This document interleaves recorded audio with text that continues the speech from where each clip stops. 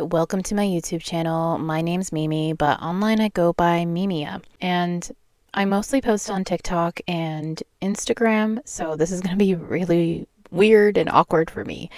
But on Instagram and TikTok, I usually share my collection of various things, mostly manga and anime related. However, I do have quite a large video game collection as well. And my main system that I play on is PlayStation 5 currently, but I also have a bunch of Switch games that I have yet to play, and yet I continue to buy them. One of the main focuses of my Switch collection is actually Otome games. I got into Otome games through the Nintendo 3DS and PS Vita systems, which a lot of them are now being ported over to the Switch, which is amazing. And actually my first ever Otome game introduction was Hakuoki, and I have the video games for PS Vita as well as the 3DS limited edition one that came out. And so my hope is to use this channel for various things, but I would like to dedicate some time to playing my Otome games because I'm spending all this money on all of these games and I'm not playing them, and it's nice to look at for sure, but I think I should at least play some of them. So I wanted to start with Hakuoki because it was my introduction to Otome games, and I am probably not gonna play for too long. Maybe in the future I will stream some of these games on Twitch, but for now I thought maybe I'll do half an hour. If you can see on my Switch right now, it's 2:30 in the morning, so I'm quite busy, and sometimes really I can only play half an hour even if it is 2:30 in the morning. So yeah, for now I was thinking, let me start with Hakuoki Chronicles of Wind and Blossom, which is the newest release, but it's a port from the old games. I think people said that there's new roots in this, so it'll be fun to see. So yeah, here is, I guess, 30 minutes of gameplay that I'm gonna go through, and let me know your thoughts if you've played the games. Love to hear who your favorites are. Okay, so I'm gonna start.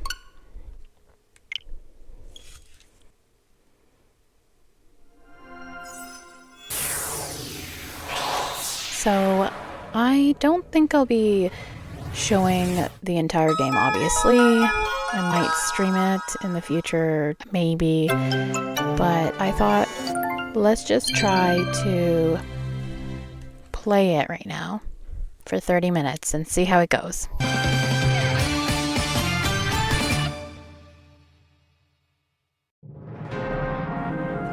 Okay, so press the plus button. Let's see. We're gonna go ahead and start with a new game. And I don't know about you, when I play these types of games, I just leave whatever the character's name is in there. I know some people like to change it, but I don't.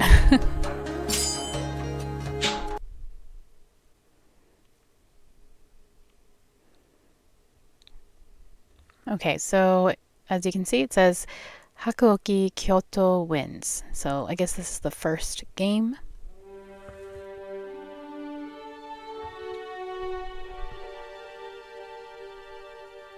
And here we have a prologue.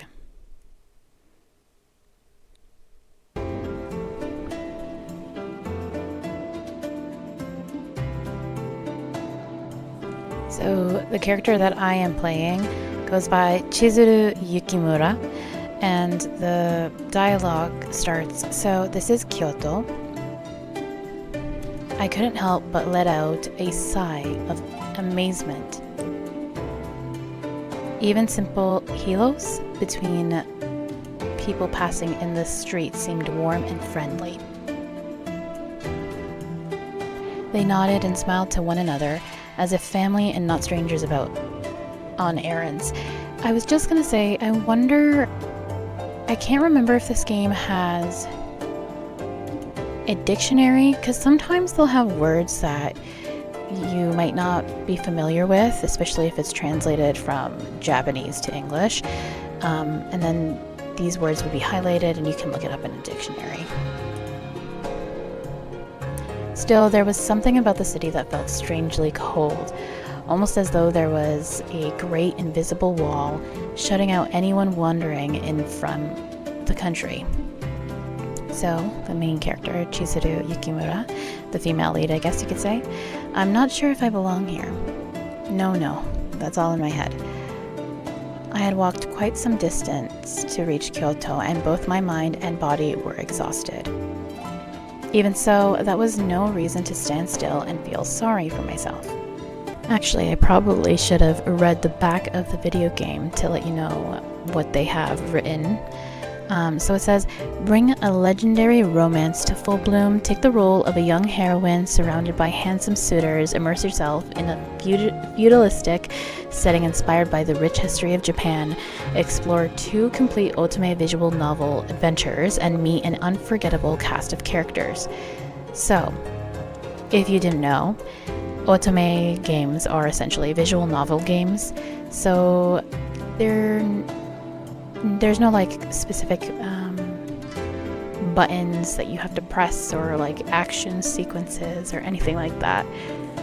So these are very relaxed games, maybe a subgenre of cozy games if you want to think about it that way. So Chizuru Yukimura says, "Excuse me."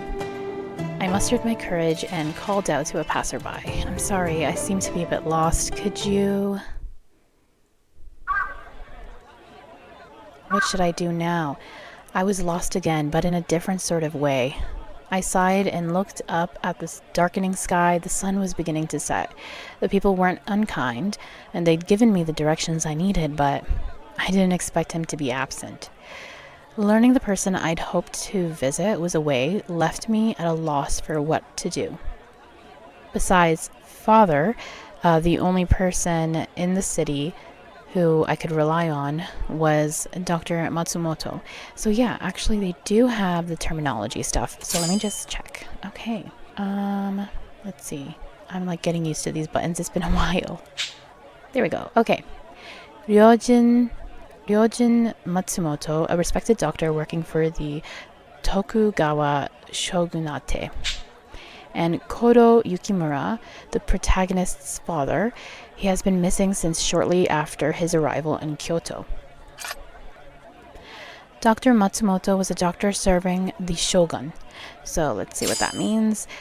Shogunate, I think that's how you say it. A military government run by samurai here refers to the Tokugawa shogunate. I had never met him myself, but my father put a great deal of trust in him. He had told me that if I ran into any trouble in his absence, I was to contact Dr. Matsumoto. Unfortunately, it seemed like Dr. Matsumoto was out on business and would not return for some time. Was I too hasty? Perhaps I should have waited. It was indeed rude to visit without warning, which is why I had sent a letter prior to my arrival, but it seemed he had left before it came to him. Perhaps I should have waited for a reply before leaving Edo. But I couldn't wait any longer. Chizuru. So, Kodo Yukimura says Chizuru, and if we look at the terminology, Chizuru is the protagonist, the main character of the story. She travels to Kyoto in search of her father, and she consequently finds herself involved with the Shinsengumi. So Chizuru replies, is something wrong, father? He paused for a moment and looked at me. It seems I must depart for Kyoto. And then Chizuru asks, is it for business again? He'd been leaving the house more and more frequently, sometimes for days at a time. How long will you be gone? I'm afraid I can't say. A month, perhaps, maybe 2. Oh, there was no hiding my disappointment. Nonetheless, I wasn't a child anymore. I couldn't beg him not to go. Yes, I'd be lonely, but I was much more worried for him. Please, father, be careful. They say Kyoto is dangerous. He only smiled and 安心 nodded. しなさい。 It will be お前が alright. 心配 I will し be ない sure よう to に。 send you letters 今日に often いる so that you 間 will は have no で need to worry. Okay, you promise? Father kept his promise. A new letter arrived so often I scarcely had the time to respond before another would arrive. He told me that he worried about me being home all by myself. Then the letter stopped. A whole month passed with no word. So Chizuru kind of says out loud, Father. They said Kyoto was full of ronin. It wasn't safe. So, what are ronin? So, ronin, a samurai that left their master and doesn't receive any stipend? Is that how you say it? They are also known as lordless samurai. Usually, a samurai would be paid by the house that employed them. So here it says it refers to the domain or clan that a samurai serves. It can also be used after a fashion to refer to the specific person as a samurai serves. Okay. However, ronin who reported to no house would often rob people in order to make ends meet. They were nothing more than violent criminals hiding behind the image of the samurai. Such was the state of the city of Kyoto, the city of ronin. Was my father safe? My mind concocted horrible possibilities, and I often found myself more and more depressed. First, I need to find a place to stay.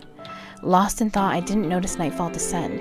If I was honest with myself, I hadn't the faintest idea of how long searching for my father would take. I had brought a sum of money with me, enough to last me a month if used wisely. Ideally, I would find my father in that time, or Dr. Matsumoto would return. In the worst case scenario, I would have to return home without seeing either of them. Well, at any rate, I should try and be as frugal as possible. I lengthened my stride and set off. Fortunately for me, men's clothing assisted with keeping a quicker pace than women's. Traveling alone as a woman was dangerous in more ways than one, so I decided to dress as a man. My disguise proved successful, and I had safely made it all the way to Kyoto. But my safe travels might have led me to let down my guard. Kyoto was not a safe place to be. I should have remembered that. I hadn't realized how real the danger was, and somehow came to think it didn't apply to me. Hey kid, I was about to discover otherwise. I spun around. In the street in front of me were 3 ronin. Can I help you? I did my best to keep my voice calm, reaching slowly for my kodachi. So what does that mean? Originally a short katana, by the end of the Edo period, it referred to a large wakizashi. It was usually worn as half of a pair with a larger sword, such as a katana. My father had encouraged me to take sword lessons. I'd kept with them, and I did rather well. I was confident enough to defending myself. However, perhaps this overconfidence had invited the situation at hand. I'd let my guard down. Silently cursing myself, I assumed the situation. It would be difficult to take on 3 at once. So Ronin number 1 says, "Pretty nice blade you got there, kid." Only then did I realize they were far more interested in my kodachi than they were in me. Ronin number 2 says, it looks like a bit much for a pup like you, right? Ronin 3 says, "Give it here, okay? We'll put it to good use." And Chizuru says, This kodachi was a family heirloom spanning generations. It was very precious to me.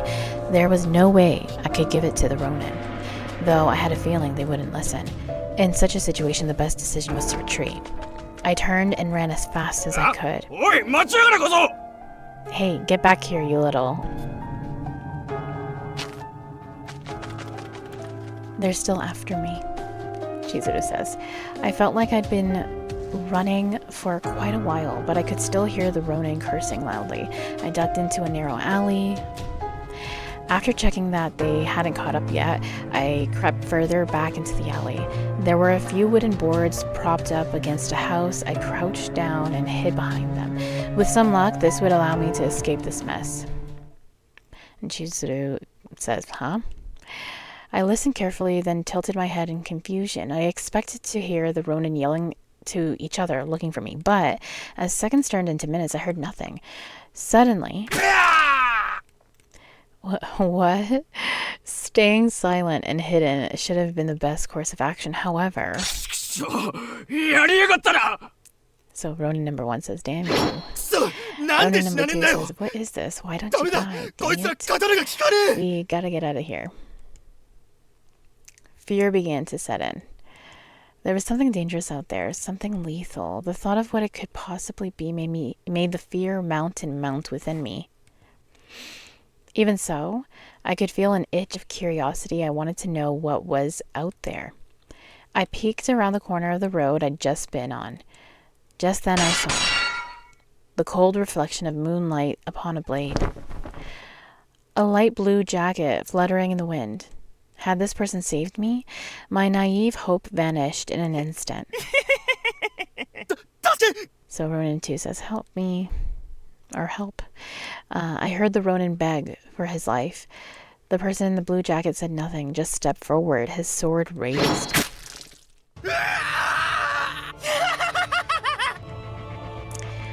A high, screeching laugh cut through the man's scream. The blade fell through the air like a butcher's cleaver. It hacked and slashed with no skill whatsoever. The scream turned wet, weakened, and disappeared. Oh, I had just witnessed a murder. My legs gave way. I crumpled to the ground, and yet I couldn't look away. The Ronin was already dead, but the man kept slicing, hacking, piercing, bringing the blade down again and again and again and again. Flesh tore bones. Ooh, I just skipped that. Let me see if I can, let me see. Ooh. Oopsies. Sometimes, no, don't force skip. Sometimes you can actually bring, oh, there's the dialogue. I don't know how I did, oh, you go up. Okay, so, flesh tore, bone snapped, blood flowed like a river. This was pure madness, the raw animalistic desire to tear apart a human life. Scary. This was no human being.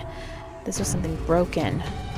My throat clenched tightly. A warm, dark smell brushed against my face. I slowly recognized the coppery tang of blood. An icy bolt of fear ran down my spine, crawling into my limbs and freezing me in place. I was terrified. What was I going to do? What could I do? I have to run. I forced my jaw open and drew a ragged breath. This was the only chance I'd get. I had to. Still numb with fear, I stumbled against the stacked wood. It collapsed with a rough clatter. Ooh, scary.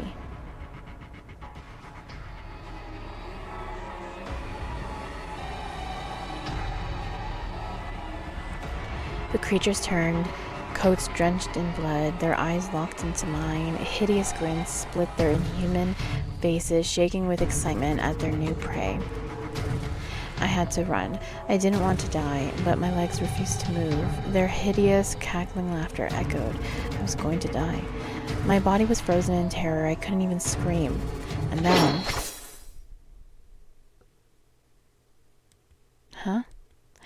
Right as their bloody swords were about to cut through me, a white flash of light slashed through them. I heard fresh blood splatter on the ground.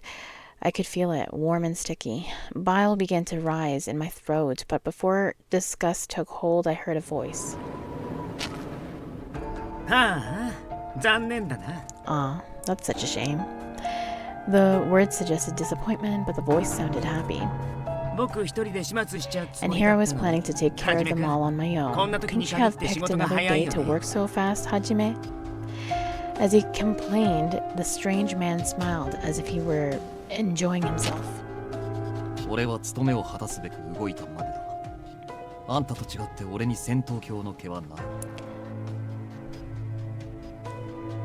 So Hajime Saito, I only fulfilled my duty. Unlike you, I take no pleasure in battle.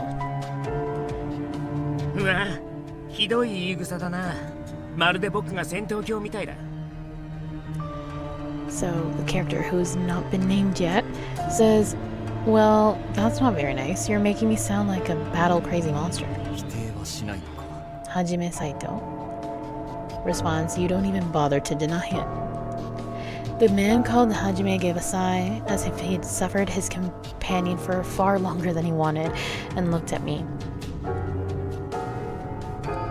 でもさ、あいつらがこの子を殺しちゃうまで黙って見てれば、僕たちの手間も省けたんじゃないかな。So the unknown man says, maybe, but if you just sat back and let them kill the kid, you could have saved us some trouble. His tone was light, but it confirmed my fears. I was far from safe. 少なくともその判断は俺たちが下すべきものではない。So Hajime Saito says, perhaps that decision is not ours to make. Huh? Then there was someone else who they reported to. As I took in their words, I suddenly remembered hearing about an organization whose men wore blue jackets. Ah. A shape slid into view.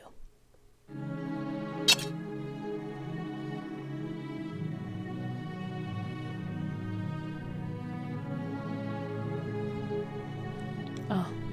The moonlight shone off his smooth, dark hair. It took my breath away. In that moment, the light on his hair made me think of fleeting petals floating on the wind. Almost as if the cherry trees were blooming out of season. So, another person, with no name yet, says, luck is not your friend tonight.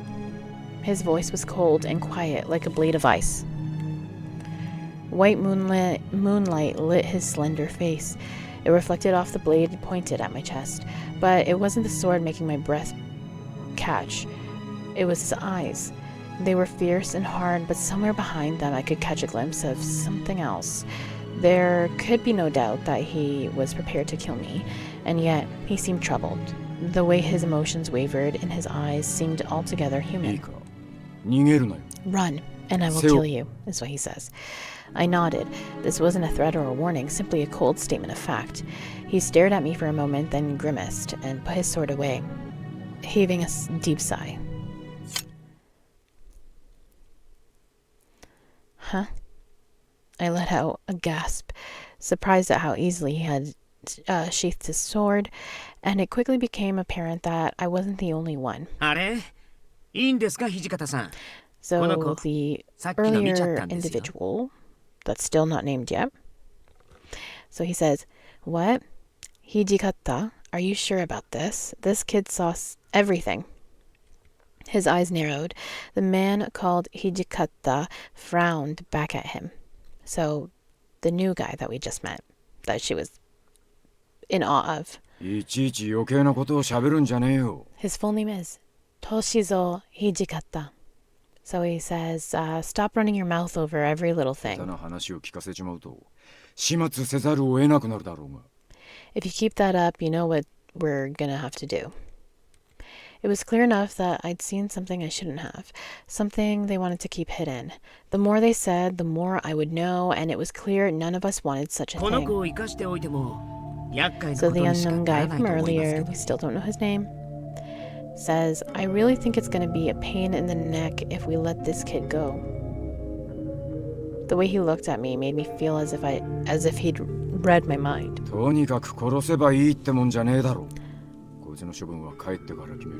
So Hijikata says, so we should just get rid of him? I'll decide what to do with this kid when we get back. I agree with the commander. If we remain here, we are likely to be seen, and that was Hajime Saito. Then he looked down at the creature he'd killed as if just remembering its existence. So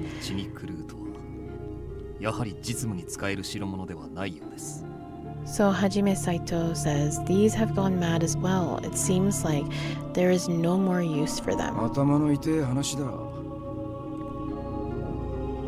And then Hijikata says, this is going to be a headache to deal with. He looked down at the corpse, his face emotionless. Then he suddenly shot a glare at the other two, frowning in clear irritation.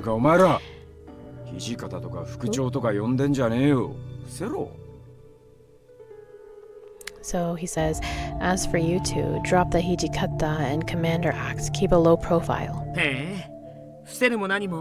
この大服を着てる時点でバレバレだと思いますけど。 So, the unknown named person says, What? Come on, you can't be serious. Aren't our blues a bit of a giveaway? He was right. Even I heard stories about a gang of cruel men in blue coats who cut people down in the streets. However, I knew I was better off not thinking about it too hard. Even so, in my mind swirled a pool of worries and thoughts, almost as if I was being drawn into their world before I'd even realized it. A world where there was nothing strange about conversing in the dead of night with corpses for company. 死体の処理はいかように。肉体的な異常は特に現れていないようですが。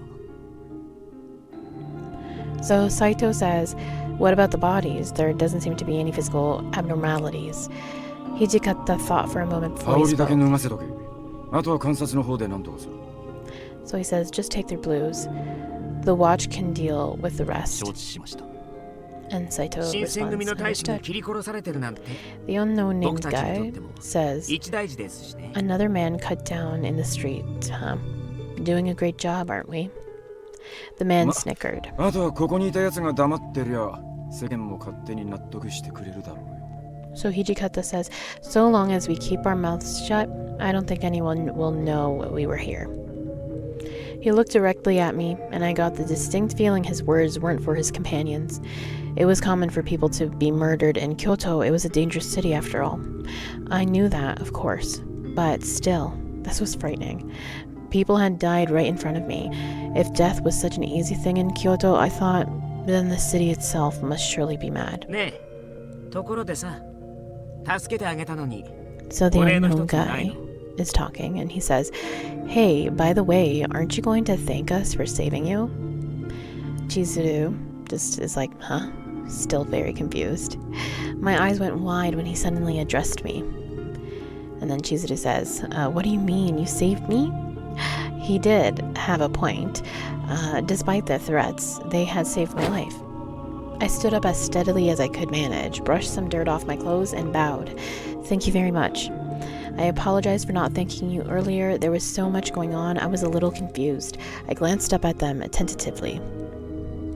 The man called Hajime was staring at me in something resembling shock. Hijikata looked as though he'd taken a bite of something sour. I know it sounds strange, but he told me I should say thanks. I looked up to see the third man shaking with laughter. ごめんごめん。そうだよね。僕が言ったんだ Oh もんね。 man, sorry, I did say that, didn't I? He was laughing so hard that he was forced to wipe a few tears from his eyes as he straightened up. どういたしまして。僕は沖田総司と言いま Wow, す。 we finally know his 礼儀 name. 正しい子は嫌いじゃないよ。 Okay, so he says, Well, you're welcome. I'm Soji Okita.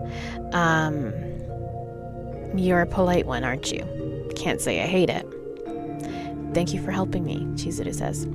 Not quite sure what else to do. I bowed again. 君を助けてくれたのが斉藤はじめくん。